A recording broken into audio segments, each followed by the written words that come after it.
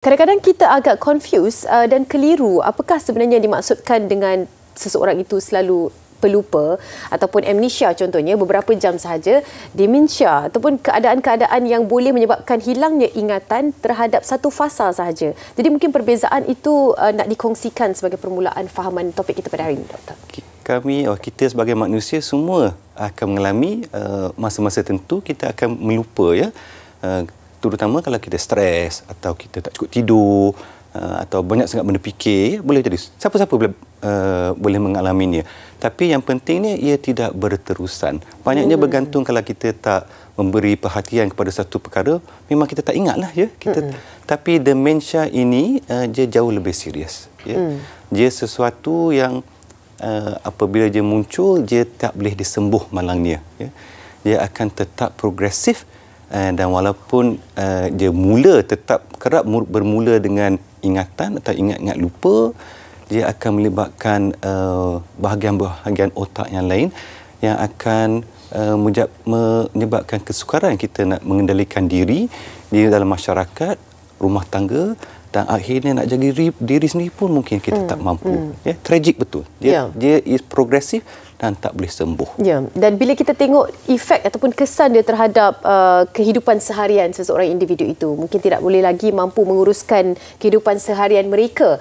Adakah jenis-jenis tertentu ganggu emosi sahaja ataupun ganggu perilaku sehinggakan keadaan-keadaan yang selalunya dilakukan sebelum ini tidak boleh lagi dilakukan kalau kita cerita tentang masalah kesihatan ni, Datuk? Kalau kita tengok demensia ni, dia seperti dia merangkumi beberapa jenis demensia yang terutama, ya, dan mungkin mungkin ramai telah mendengar perkataan Alzheimer's disease, ya. Itu di negara-negara maju merupakan jenis demensia yang terbanyak, ya. Mungkin sampai 80-90% demensia adalah Alzheimer's, dan Alzheimer's ini akan gejala utamanya dia short term memory dia kurang, ya. Dia tak boleh ingat benda. Kalau ditanya, dia akan berulang-ulang kali akan sebut benda sama. Cerita benda sama berulang-ulang kali. Dah makan dah lupa, ya. Itu yang short term memory. Dan demensia begitu dia biasa datang umur yang lanjut, 70-80, ya. Tapi ada lagi satu jenis demensia yang kita namakan vascular dementia. Jadi vascular dementia ni lebih kepada apa-apa keadaan kesihatan atau gaya hidup yang akan merosakkan saluran darah kami, ya.